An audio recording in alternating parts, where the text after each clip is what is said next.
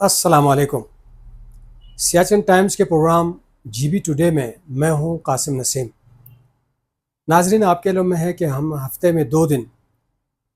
گلگت بلتستان یا ملکی سطح کی اہم شخصیات سے آپ کی ملاقات کرواتے ہیں اور مختلف شعبوں میں ان کے وساطت سے جو علمی، ادبی، تعمیر و ترقی کے حوالے سے جو خدمات ہو رہی ہیں اس کے مختلف گوشوں پر روشنی ڈالنے کی کوشش کرتے ہیں تاکہ آپ کی معلومات میں اضافہ ہو۔ ہم شکر گزار ہیں آج کے ہمارے مہمان سید اکبر علی شاہ صاحب کے کہ آپ نے اپنے مصروفیات میں سے وقت نکال کر اس انٹرویو کے لیے وقت دیا۔ گلگت بلتستان کے ضلع گانچھی صاحب کا تعلق ہے اور آپ بیسیکلی ایک ماہر تعلیم ہیں، ساتھ ہی تحقیق اور تالیف سے آپ وابستہ ہیں۔ اسکردو میں پبلک اسکول اینڈ کالج میں بطور وائس پرنسپل کے آپ نے اپنے کیریئر کا آغاز کیا، پھر اس کے بعد آغا خان ایجوکیشن ڈیولپمنٹ جو اسکردو میں ان کا دفتر تھا اس کو ہیڈ کیا۔ ان دنوں national commission for human development میں ڈائریکٹر لٹریسی کے طور پر اسلام آباد میں خدمات انجام دے رہے ہیں۔ آپ امریکہ میں ہمفرے فیلوشپ پروگرام کے تحت وہاں تشریف لے گئے، وہاں پر بھی پاکستان کی نمائندگی کی اور 1 سال تک وہاں مقیم رہ کر تعلیم بھی حاصل کرتے رہے۔ اسکردو میں قیام کے دوران انہوں نے صفا اسلامک لائبریری قائم کی اور مرکز تاریخ و ثقافت اسلام کی بنیاد رکھی۔ سال 2011 میں institute of studies on civilization کے زیر اہتمام لندن میں ایک بین الاقوامی ورکشاپ میں شرکت کی جس میں تصوف اور بلتستان کی اسلامی طرز تعمیر پر آپ نے لیکچر دیا۔ 1 سال تک آپ university of California wonder belt university میں آپ زیر تعلیم بھی رہے، جس طرح میں نے پہلے ذکر کیا، اور اسی طرح ورلڈ بینک میں بھی بطور کنسلٹنٹ آپ نے خدمات انجام دی ہیں، اور ان دنوں بھی آپ کی علمی سرگرمیاں ہیں اور اسلام آباد میں رہ کر آپ نہ صرف ملکی سطح پر بلکہ گلگت بلتستان کے سطح کے مختلف تعلیم پروگرامز آپ چلا رہے ہیں۔ آپ کی ایک تصنیف اب تک سامنے آ چکی ہے جو کہ تذکرہ صوفیاء بلتستان کارگل و لداخ کے نام سے ہے، جن میں وہ اولین مبلغین جو گلگت بلتستان اور کشمیر کے علاقوں میں اشاعت اسلام کے لیے تشریف لائے، تو ابھی ہم ان حوالوں سے گفتگو بھی کریں گے۔ تو میں سید اکبر علی شاہ صاحب آپ کو خوش آمدید کہتا ہوں ہمارے اس پروگرام میں، اور شکر گزار ہوں کہ آپ نے ہمارے لیے وقت دیا۔ تو ہم گفتگو کا آغاز کریں گے جو national commission for human development ہے، جس ادارے میں اس وقت آپ خدمات انجام دے رہے ہیں، اس کا ہمارے ناظرین کے لیے ایک مختصر تعارف بھی کیجیے گا اور ساتھ ہی مختصراً یہ بتا دیجیے گا کہ اس کا تھیم کیا ہے اور گلگت بلتستان اور بالخصوص بلتستان ریلیٹڈ اس وقت ان کے کیا پروجیکٹس ہیں جس پر عمل درآمد ہو رہا ہے۔ جی شاہ صاحب۔ بہت بہت شکریہ قاسم نسیم صاحب، اور آپ کے سیاچن ٹائمز کا بھی بہت مشکور ہوں۔ آپ نے بہت اچھا ایک پروگراموں کا سلسلہ شروع کیا ہے مختلف عنوانات پر جو ہے نالج پرووائڈ کرنے کے لیے معاشرے کے اندر۔ تو جہاں تک national commission for human development کا تعلق ہے، یہ ادارہ بیسیکلی 2002 میں قائم ہوا تھا، جی، پریزیڈنٹ مشرف صاحب کے دور میں۔ ٹھیک۔ تو اس وقت یہ چیز محسوس کی گئی کہ پاکستان کے جو ڈیولپمنٹ انڈیکیٹرز ہیں، ہیلتھ میں، ایجوکیشن میں، پاورٹی میں، اکنامک ڈیولپمنٹ میں، وہ تیزی سے جو ہے وہ انڈیکیٹرز امپروو نہیں ہو رہے، ٹھیک۔ اور ایک ڈیولپمنٹ کی صورتحال ایک اسٹیگننٹ سی ہے۔ تو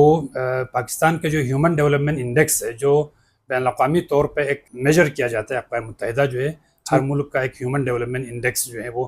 اس کو فائنڈ کیا جاتا ہے ہر 2 سال بعد، ٹھیک۔ تو وہ بھی ایک طرح سے بڑھ نہیں رہی تھی۔ تو اس حوالے سے پاکستان میں ہیومن ڈیولپمنٹ کو پروموٹ کرنے کے لیے اس ادارے کو جو ہے قائم کیا گیا، اور اس کا بنیادی مینڈیٹ جو ہے primary education, primary health, poverty alleviation اور ریسرچ اور سرویز وغیرہ میں جو ہے وہ کنٹریبیوٹ کرنا تھا، تاکہ پاکستان کے اندر جو ہے ہیومن ڈیولپمنٹ کی جو سٹیٹس ہے وہ بہتر ہو سکے۔ تو اس سلسلے میں این سی ایس ڈی نے شروع سے ہی ایک تو اس کا یونیورسل پرائمری ایجوکیشن کے نام سے بہت بڑا پروگرام شروع کیا، جس کا مقصد یہ تھا کہ پاکستان میں کوئی بھی سکول گوئنگ ایج کا جو بچہ ہے وہ پرائمری تعلیم سے محروم نہ رہیں، وہ سکول میں ہوں۔ دوسرا جو ہے ملک کے اندر لٹریسی ریٹ بہت کم تھی، شرح خواندگی جو ہے، تو اس کو امپروو کرنے کے لیے اڈلٹ لٹریسی پروگرام شروع کیا۔ اسی طرح پاورٹی جو ایلیویشن کے لیے جو ہے پاورٹی کے مختلف پروگرام شروع کیے، اسکل ڈیولپمنٹ کے پروگرام شروع کیے، پرائمری ہیلتھ کے اندر جو ہے مختلف پروگرام شروع کیے، تاکہ آبجیکٹو یہ تھا کہ یہ سارے پروگرام انٹرونشنز مل کے جو ہے پاکستان کے اندر جو انڈیکیٹرز جو بہتر ہوں تیزی سے امپرومنٹ ہاں میں آ جائے. جی یہ بیسیکلی آبجیکٹو تھا. تو اس وقت جو رننگ آپ کے پروگرامز ہیں اور بالخصوص جو جی بی کو اور بلتستان کو ڈیل کر رہے ہوں ایک آدھ ان پروجیکٹس کا نام لیتے ہیں. جیسا کہ میں نے عرض کیا کہ 2002 میں ادارہ قائم ہوا تھا اور ہمارے گلگت بلتستان کے اندر جو ہے پہلی مرتبہ 2010 کے اندر جو ہے باقاعدہ آفیسز قائم کر کے یہاں پہ بھی اس پروگرام کو ایکسٹینڈ کیا گیا اور اس وقت 7 کے 7 اضلاع اس وقت تھے. تو ان تمام اضلاع میں باقاعدہ دفاتر قائم کر کے یہاں پہ NCSG نے اپنا کام شروع کیا اور بنیادی طور پر تب سے اب تک جو ہے 2 پروگرام کے تحت مختلف پروجیکٹس یہاں پہ کمپلیٹ کیے. ایک جو ہمارا میجر پروگرام تھا یونیورسل پرائمری ایجوکیشن، اس کے تحت مختلف علاقوں میں جہاں پہ پرائمری تعلیم بالکل ایزی ایکسیس میں نہیں تھی وہاں پہ اسکول قائم کیے اور اڈلٹ لٹریسی کا پروگرام شروع کیا بالخصوص خواتین کے لیے. تو تب سے اب تک جو ہے تقریباً کوئی 150 کے قریب پرائمری اسکول جو ہے جی بی کے مختلف اضلاع میں اور بلتستان کے اندر ایگزیکٹلی میرے خیال میں کوئی 40 کے اراؤنڈ، مجھے ایگزیکٹ فگر یاد نہیں ہے لیکن اتنے اسکولز جو ہے اس وقت قائم ہیں اور اپنا بچوں کو تعلیم دے رہے ہیں. بیسیکلی NCSG اس طرح کرتے ہیں کہ جہاں پہ گورنمنٹ اسکول نہ ہو اور بچے چھوٹے ایج کے ظاہر 5 سے 9 سال تک کے بچے جو ہے وہ پرائمری ایج کنسیڈر کیا جاتا ہے. تو 5 سال کا بچہ اگر کوئی ایسی رکاوٹ ہے، کوئی ندی نالا ہے، کوئی پہاڑی ہے جہاں تک اس کو کراس کر کے پرائمری اسکول پہنچنا ہے تو ایسی جگہوں پہ ایزی ایکسیس میں یعنی ڈور سٹیپ پہ جو ہے پرائمری اسکول جو ہے قائم کرتے ہیں. تو اس طرح کے کوئی 40 کے اراؤنڈ اسکولس یہاں پہ موجود تھے. اور اڈلٹ لٹریسی کے اندر ٹوٹل جی بی کے اندر ابھی تک میں اگر کیئرفلی فگر بتا دوں تو کوئی 20,000 پلس جو ہے خواتین کو لٹریٹ کیا ہے. اور اسکول جو ہے ایک مستقل پروگرام ہے وہ چلتا رہتا ہے. لٹریسی جو پروگرام ہے وہ 6 مہینے کا بیسک شارٹ کورس ہوتا ہے. تو وہ ادارے کے جو بجٹ وغیرہ پہ ڈپینڈ کرتے ہوئے ریسورسز کی بنیاد پہ وقتاً فوقتاً جو لٹریسی پروگرام جو ہے تاکہ ہمارے ملک کے اور خطے کی جو شرح خواندی ہے وہ انہانس میں اضافہ ہو. اور ابھی ریسنٹلی ہم اسی فائنینشیل ایئر میں 2024-25 میں جی بی کے تمام اضلاع میں 10 کے 10 اضلاع میں ایک اسپیشل لٹریسی پروگرام چلا رہے ہیں جس کو ایچ ون ٹیچ ون کا اس کو نام دیا گیا ہے، جس میں 9th کلاس اینڈ ابو کے جتنے بھی اسٹوڈنٹس ہیں سرکاری اور غیر سرکاری تعلیمی اداروں میں اور یونیورسٹی تک جو ہے اس میں ہم بچوں کو اسٹوڈنٹس کو جو ہے ان کو باقاعدہ ٹریننگ دیں گے، ان کو لٹریسی کٹ دیں گے تاکہ وہ ہر اسٹوڈنٹ جو ہے اپنے محلے میں یا اپنے ایریا میں جو ہے ایک الٹریٹ کو وہ پڑھا لکھا بنائیں گے. اور اس کے لیے اسٹوڈنٹ کے لیے انسینٹیو یہ ہے کہ وہ فیڈرل بورڈ یا جو بھی جی بی کا جو ایجوکیشن بورڈ ہے وہ ان کو 10 نمبر دیں گے. اس کے باقاعدہ جس طرح NCC میں ایک دور میں 20 نمبر ملتے تھے تو 10 نمبر ملیں گے. اور الٹریٹس کے لیے انسینٹیو یہ ہے، ایک تو خود پڑھا لکھا ہونا ایک بہت بڑا انسینٹیو ہے.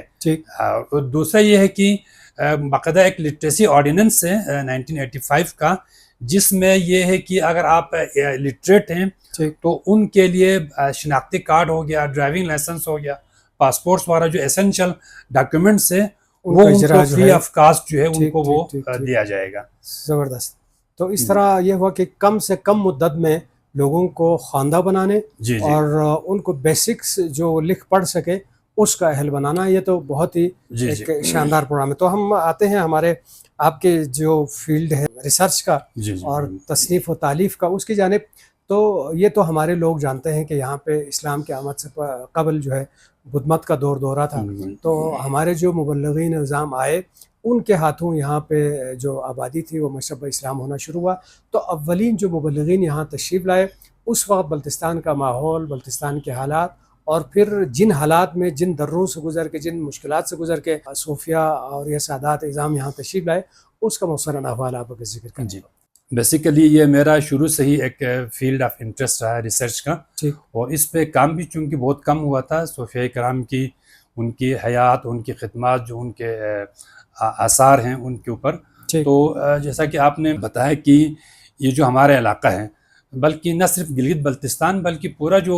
بر صغیر ہے، ساؤتھ ایشیا ہے، اور اس سے بڑھ کر دنیا کے دیگر خطوں میں بھی جو اسلام کی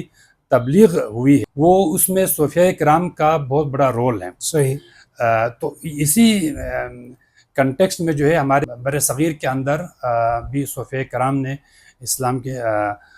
جو شمع جو وہ روشن کیا، اور اس میں یقیناً اس کے لیے جو گراؤنڈ بنایا وہ مختلف بادشاہ ہے، مختلف ان کے جو جنگی مہمات تھے، مسلمان بادشاہ جس طرح ہم کہتے ہیں کہ افغانستان کی سائڈ سے مختلف وقتاً فوقتاً جو ہے مطلب مسلمان بادشاہوں نے یہاں پہ الغار کیا، تو انہوں نے ایک طرح سے گراؤنڈ مہیا کیا، لیکن کہیں بھی تلوار کے زور پہ یا لشکر کشی کر کے اسلام کی تبلیغ جو ہم ہسٹری پڑھتے ہیں تو نہیں ہوئی۔ تو ان کے ساتھ ساتھ صوفیہ کرام یا ان کے بعد جو ہے صوفیہ کرام آئے، انہوں نے لوگوں میں گراس روٹ لیول پہ جا کے، محلے کی سطح پہ، گلیوں کی سطح پہ جا کے اسلام کی ان کو تعلیمات پہنچائی۔ اور صوفیہ کرام کا اس میں خصوصی جو کنٹریبیوشن یہ ہے کہ انہوں نے جہاں بھی وہ گئے، انہوں نے ہمیشہ لوگوں کو جو ہے ٹالرنس کی تعلیم دی، برداشت کی تعلیم دی۔ اگر آپ پہ کوئی مطلب زیادتی بھی کرے تو اس کو برداشت کریں، صحیح۔ تو ایک پریکٹیکلی رول ماڈل بن کے جو ہے وہاں پہ لوگوں کو تعلیم دی۔ اور ہمارے جو گلگت بلتستان کا خطہ ہے، خاص کر جو بلتستان ہے، بلتستان جس طرح آپ کے اشارہ کیا کہ لینڈ لاک کنٹری ہے، یہاں پہ کوئی اتنا آسانی سے گزرگاہ نہیں ہے۔ اگر ہم بلتستان کی جغرافیہ کے اوپر نظر ڈالیں تو آپ کا ایک طرف جو کشمیر سائٹ ہے وہاں پہ درہ زوجیلہ بڑا اہم گیٹ وے ہے، اسی طرح آپ کا درہ برزل ہے کشمیر سائٹ سے وہ، اور جہاں پہ جو اسٹیبلشڈ دنیا ہے چینی ترکستان، یارکن، کاشغر وغیرہ، اس کے لیے بلتستان کے تقریباً شمال آپ کہہ لیں تو درہ سلطرو ہے، پھر شگر میں درہ مستق ہے، قراقرم پاس ہے۔ تو یہی راستے ہوتے تھے قدیم دور میں، جب سڑکیں تو ہوتی نہیں تھی، نہ کوئی ٹرانسپورٹ، پیدل ہی سفر کرتے تھے۔ تو انہی دروں سے جو ہے بلتستان کے اندر صوفیہ کرام آئے اور یہاں پہ اسلام کی تبلیغ کی۔ تو ان میں جو اولین دور کے صوفیہ کرام ہیں، اس میں تقریباً جتنے بھی یہاں کے محققین حضرات ہیں جو اہل علم ہیں، اس میں اتفاق پایا جاتا ہے کہ یہاں پہ سب سے پہلے میر سعید علی ہمدانی، جن کو شاہ ہمدان کے نام سے زیادہ معروف ہیں، وہ تشریف لائے تھے۔ بیسیکلی وہ سینٹرل ایران کے تھے اور وہاں سے ہجرت کر کے سینٹرل ایشیا میں سیٹل ہو گئے تھے، تاجکستان میں، جو آج کل کے ملکی تقسیم کے حساب سے۔ تو امیر تیمور کا زمانہ تھا، تو جو شاہ ہمدان تھے وہ بہت بڑے، ظاہر ہے ان کے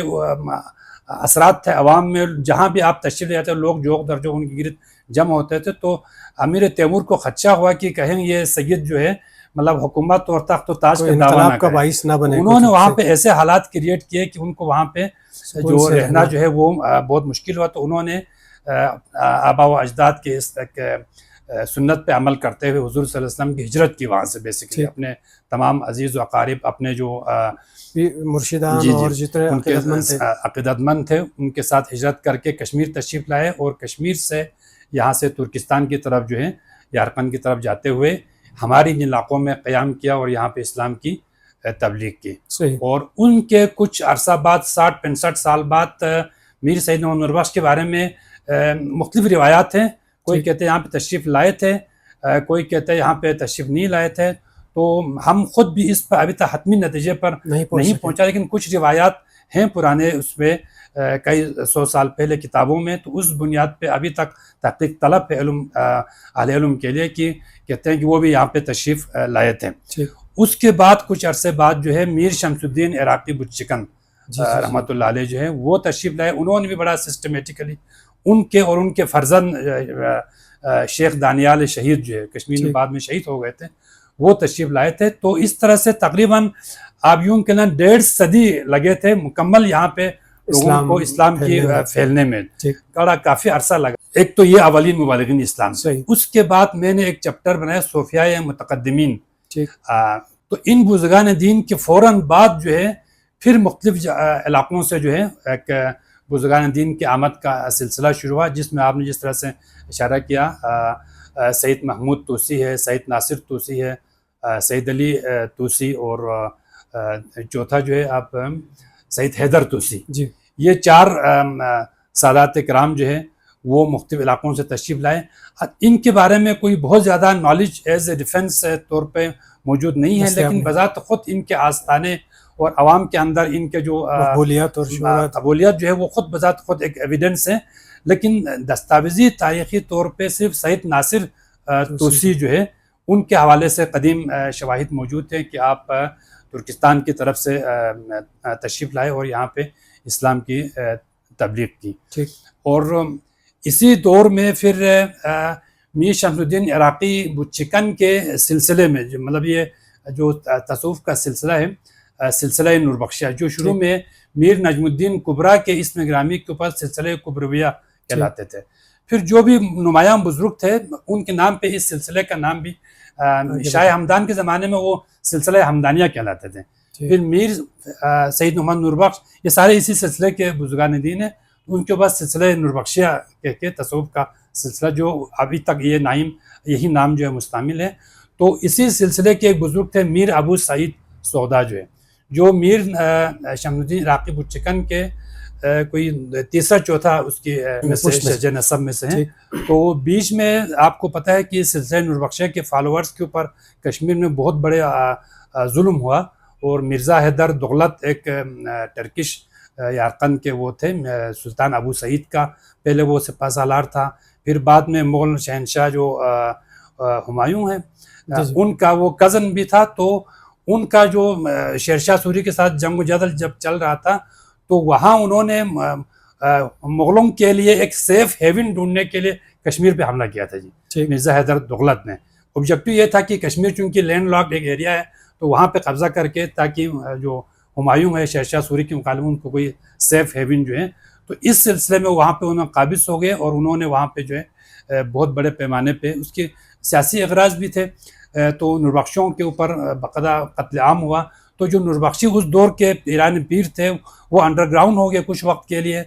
تو اس طریقے سے وہ چلتا. تو بعد میں جب حالات پرامن ہوئے تو میر ابو سعید سودا جو ہے وہ پھر وہاں سے کشمیر سے مکمل طور پہ خیربات کے بلتستان انہوں نے اپنے شفٹ کیا اور کر کے انہوں نے کیرس کا جو بلتستان کی مرکزی مقام ہے وہاں سے وادی خپلو وادی چھوربٹ کرگل سکردو روندو یہ سارا ایک مرکز وہاں جو ان کو اپنا ہیڈ کوارٹر بنایا. اور انہوں نے ایک طرح سے جس سے اسلام کی تبلیغ تو پہلے ہو چکی تھی جس طرح میں نے عرض کیا کہ جو 3 صوفیاء کرام ہیں انہوں نے تمام لوگوں کو مسلمان بنائے تھے دائرہ اسلام میں داخل ہوئے تھے. تو اس کے بعد جو صوفیاء کرام تشریف لائے انہوں نے ایک طرح سے ان کو کنسالیڈیٹ کیا ایک اسلامی معاشرے کے قیام اب یوں کہہ لیں شخصیت کی تعمیر اور ان کے تربیت اسلامی معاشرے کے قیام کے لیے انہوں نے نمایاں خدمات سر انجام دی اس بزرگان دین نے. اور انہوں نے بڑے پیمانے پہ مساجد تعمیر کیے خانقاہ مطلب اسٹیبلش کیے جمعہ جماعت اور ذکر اذکار اعتکاف یہ اس طرح کے جو اسلامی اقدار ہیں ان کو انہوں نے پروموٹ کر کے ایک صالح اسلامی معاشرہ جس کا پھل ابھی تک ہم جو اس سے مستفید ہو رہے ہیں وہ انہوں نے قائم کیا. شاہ صاحب اگرچہ یہ بہت ہی وسیع موضوع ہے اور اس میں کئی ضمنی پہلو بھی ان کے نکل سکتے ہیں لیکن اس مختصر پروگرام میں ان سب کا احاطہ نہیں کر سکتے. تو میں ابھی آپ سے یہ جاننا چاہوں گا بالخصوص ہمارے جو اسٹوڈنٹ ہیں جو محققین ہیں اور جو نئی نسل ہے ان کے معلومات کے لیے جتنے یہ صوفیاء تشریف لائے جتنے سادات تشریف لائے جتنے بڑے اولیاء اور مبلغین تشریف لائے ان کے یہاں اس وقت آثار کیا کیا ہیں کیا ان کے اپنے کوئی قلمی مسودات بھی مخطوطات بھی کیا موجود ہیں یا ان کی تصانیف میں سے کیا چیزیں ہیں آستانے اور خانقاہیں تو جو سٹرکچر جہاں جہاں ہیں ان سے تو پھر بھی لوگوں کو واقفیت ہے ان کا بھی ایک آپ 2 لائنوں میں اگر بتا دیتے ہو اگر ان کی کوئی مخطوطات ان کے اپنے کوئی قلمی اور اس طرح کی کوئی نوادرات اگر کہیں پہ کتابوں میں شامل ہے کسی لائبریری میں ہے تو ان کا تذکرہ فرما دیں. اچھا اس میں آپ سے عرض کروں آپ نے بہت اچھا امپورٹنٹ کوشچن کیا کہ ان کے آثار کے حوالے سے جی تو میں اس کو کئی اس میں کیٹیگریز میں ڈیوائڈ کروں گا. ایک تو ان کے جو آرکیٹیکچرل آثار ہے جس طرح آپ نے کیا ان صوفیاء کرام نے مطلب کئی صدیوں پر محیط اپنے دور میں جو ہے انہوں نے انتہائی شاندار جو ہے یہاں کے موسم کے کلائمیٹ کو مطلب سوٹ کرنے میں کنڈیوسو انہوں نے مساجد تعمیر کیے خانقاہ تعمیر کیے جو سینکڑوں سال گزرنے کے باوجود ابھی تک جو ہے اصل حیت میں اصل شیپ اسٹرکچر کے ساتھ موجود ہے اور کچھ جگہوں پہ اس کو رینوویشن ہوا ہے نئے سرے سے تعمیر کیا ہے. تو یہ سارے ایک طرح سے وہ ایک ان کا آثار ہے کہ انہوں نے ایک یونیک اسلامک آرکیٹیکچر یہاں پہ متعارف کرایا اور ان کے اندر مختلف کتبوں پہ ان کے سن تعمیر وغیرہ اور ان میں کن کن کاریگروں نے حصہ لیا کس بزرگ کے دور میں وہ بھی مختصر اشعار کی صورت میں یا اس صورت میں جو ابھی تک موجود ہیں. ایک تو یہ آثار ہو گیا جو ابھی تک موجود ہیں. دوسرا آثار جو ہے اس میں ایک روحانی آثار کے طور پہ کہہ رہا ہوں، تو ان کا جو سلسلہ تھا، تصوف کا جو سلسلہ ہے وہ ابھی تک قائم ہے، سلسلہ نور بخشیہ کے نام سے ہزاروں لاکھوں اس کے فالوورز ابھی تک موجود ہیں، اور انہوں نے اس کے اندر جو اسلامی آثار میں ایک اوراد فتحیہ جو ہے 2 اوراد شاہ ہمدان نے یہاں پہ لوگوں کے لیے ایک تحفتاً جو ہے رائج کیا، جو صبح نماز فجر کے بعد جو ہے لوگ گول دائرے میں بیٹھ کے کوئی آدھا گھنٹے کا ڈوریشن ہے، وہ اوراد جو ہے وہ آپ کسی مسجد میں صبح کے ٹائم پہ آپ شرکت کریں یا اسپیکر پہ سنیں تو انتہائی ایمان افروز وہ اوراد تھے۔ اس میں اللہ تعالیٰ کے 99 اسماء گرامی ہے، دیگر دعائیں ہیں، اور جو حضور صلی اللہ علیہ وسلم پہ درود و سلام کے پورا ایک سلسلہ ہے، الصلاۃ والسلام علیک یا رسول اللہ، اور اس کہتے کہتے آخر میں الصلاۃ والسلام علیک یا خاتم النبیین وغیرہ جو ہے۔ تو وہ اوراد جو ہے وہ ابھی تک کشمیر میں بھی رائج ہے اس وقت، تمام مساجد میں، اور بلتستان کے اندر بھی جہاں جہاں اچھا یہ رائج ہے۔ یہ سارے ان کے آثار میں ہم تو کوئی قلمی آثار کی اب اس میں قلمی آثار جو ہے انتہائی بے شمار ہے، بہت زیادہ قلمی آثار ہیں، جس میں اچھا اب اس میں جو صوفیہ کے اپنے ہاتھ سے لکھے ہوئے تو شاید ابھی تک مجھے نظر سے نہیں گزرا، لیکن ان کی تصانیف جو ہے منسوب ہے یا واقعی ان کی واقعی تصانیف ہے، واقعی ہم نے بڑا ریسرچ کیا تو ان کی واقعی تصانیف ہے، بلکہ شاہ ہمدان کے حوالے سے بہت تو خیر کئی مشہور روایات ہے کہ وہ شگر میں قیام کے دوران جو انہوں نے کتاب لکھی تھی ذخیرۃ الملوک، جو ادھر ہی ان کی تصنیفات کی ہے۔ اسی طرح بے شمار جو کتابوں کے قلمی نسخے جو ہے اس وقت لوگوں کی ذاتی لائبریریوں میں، میں نے اب خود آج کیا ایک صفحہ اسلامی کی لائبریری اسکردو میں قائم کی تھی، تو وہاں پہ بے شمار جو ہے قلمی نسخہ ہم نے پریزرو کر کے رکھے ہوئے، اور بھی بہت سارے لوگوں کے پاس جو ہے یہ موجود ہیں۔ تو یہاں پہ آپ کہہ لیں کہ تعمیراتی ورثہ ہے، علمی ورثہ ہے، روحانی آثار ہیں، بے شمار آثار ہیں جو ابھی تک جو ہے قائم ہیں۔ ان صوفیہ کے حوالے سے میرے اپنے یہ کہ اس کو آبزرویشن کا ہے، اور میری ذاتی رائے میں یہ ہے کہ جتنے اولیاء تشریف لائے انہوں نے دین کی تعلیم دی ہے، یعنی مسلک اور یہ چیزیں ممکن ہے بعد میں ڈیولپ ہو گئی، انہوں نے تو بیسیکلی دین اسلام کو پہنچایا، اور یہ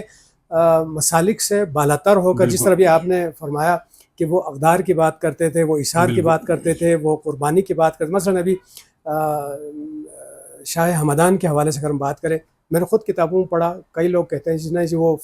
حنفی اہل سنت سے تعلق، کئی کہتے ہیں اہل تشریع سے تھے، کچھ سمجھتے ہیں نہیں وہ صوفیہ نور بخشیہ سے تھے، لیکن ہمارے لیے خوبی یہ ہے کہ ہر کوئی ان کو اپنا سمجھتے ہیں، جس طرح بزرگان ہیں، اور ان کی تعلیمات کو مشترکہ تعلیمات سمجھیں جس پر فالو کریں۔ کیونکہ پروگرام کا وقت ختم ہو رہا ہے، میں ابھی جس نقطے پر آپ پہنچے ہوئے تھے اسی سلسلے پہ ہم تھوڑا سا آپ کا ماہرانہ آپ کی رائے لے کے اس کو کنکلوژن کی طرف جائیں گے۔ آج اگر بلتستان نہ بھی لے، پورے پاکستان کے تناظر میں دیکھیں تو اس وقت جو معاشرے کا ایک بڑا مسئلہ انتہا پسندی، شدت پسندی، پھر ایک دوسرے کے عقائد نہ کہیں نظریات کہیں، ان کو برداشت نہ کرنا، تو ان حوالے سے اگر ہم دیکھیں تو ان صوفیاء کرام، ان اولیاء کرام، ان سادات اعظام کی تعلیمات کی قدر و قیمت میں اور اضافہ ہوتا ہے، کیونکہ انہوں نے ان تمام وابستگیوں سے بالاتر ہو کر انہوں نے تبلیغ کی ہے، اور ان کی تعلیمات میں اثار و قربانی اور انسانی ویلیوز کی اہمیت ہے۔ تو آج ان تعلیمات کو عام کرنے کی زیادہ ضرورت ہے، تو کون سے ذرائع ہیں جن کو استعمال میں لایا جائے کہ ان صوفیاء کرام، ان اولیاء کے اور ان سادات کی تعلیمات آج پھر سے معاشرے میں زندہ ہوں، اور لوگوں کی عملی زندگی اور شخصیت پہ ان کے اثرات مرتب ہوں، تو کیا ذرائع استعمال میں لائے جا سکتے ہیں؟ اچھا، یہ آپ نے بہت ہی اہم جس کا سوال کیا، چونکہ میں ریپیٹیشن نہیں چاہتا، جیسا آپ نے خود فرمایا کہ اس وقت جو دنیا میں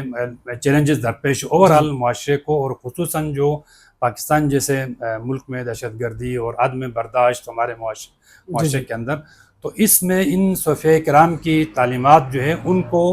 ان کو دوبارہ سے اس کو احیاء کرنے کی ضرورت ہے، ان کو فوکس کرنے کی ضرورت ہے۔ اب یہ کس طرح سے ممکن ہے؟ اس وقت بہت بے شمار